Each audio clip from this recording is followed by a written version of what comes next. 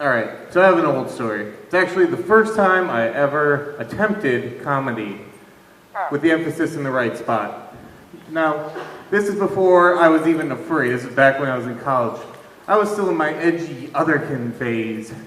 You know what that was. He was actually there when I was in it. But in any case, I was in this environmental science class, and we had to do group projects. And when our turn came up, I had a person in my group, let's just call him John, because that was his name, and I don't feel like giving one up. I'm pretty sure he's not browsing the internet for... I'm sure he's probably not browsing the internet for furries talking crap about him from college. Oh, that's Seraphim. But we decided, because he actually did some comedy, and I've seen comedy shows, that we should do a comedy show. Because when you think of environmental science, you think comedy show. So we started up this comedy show, and we're like, we need more people for this comedy show. So we went out, we made some flyers, we held an open audition, we were very professional about it, and one person came. And that person giggled at the word poop for about a minute, but he was the only one that showed up, so he was in. And as we're like going through stuff, and we were done for the day, I get an email from John.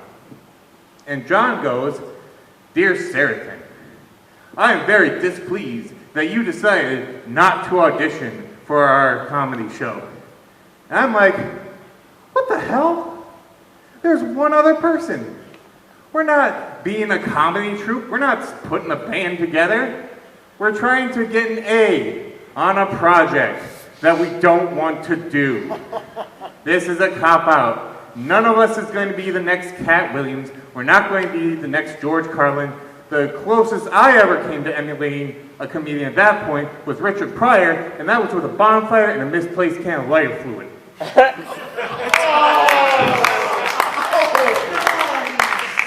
So I decide to email him back.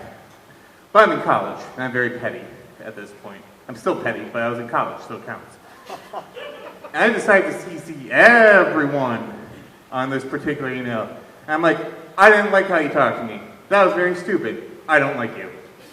Again, college, I hadn't started writing porn yet, so you know, it was a little rusty.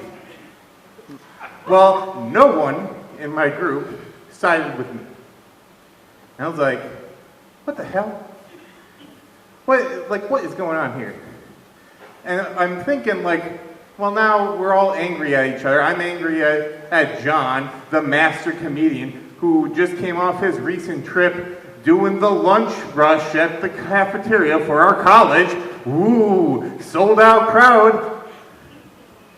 But we have to do this. We need to get this A. So despite all odds, this plucky band continued to get together so we could pull off this one comedy show. And we did. It wasn't very good. But, you know, we had our first guy, Mr. Poop, who, you know, busted out his best routine, giggled for a minute. I went on stage. I, of course, bombed because I didn't know what I was doing. And then we had John near the end there. You know, he did his routine. It was okay.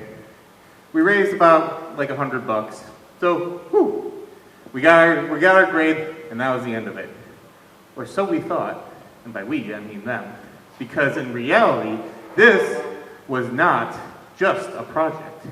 This was actually a heist. Let me explain, didn't do anything actually illegal. So, rewinding back to the beginning of this project, about a couple of days before, I had found the World Wildlife Fund. And I'm like, I want to be environmental. Let's look at this. And they were having donations. And, again, didn't know I was a furry. I should have probably guessed, but I saw these plushies that you could get. I'm like, I want that. But it was like $45 or $25 for a plushie. I'm like, that's expensive. And then we had Project Day. And I was the one who suggested a comedy show.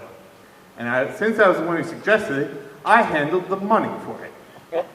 guess who got 6 plushies that day after the comedy show?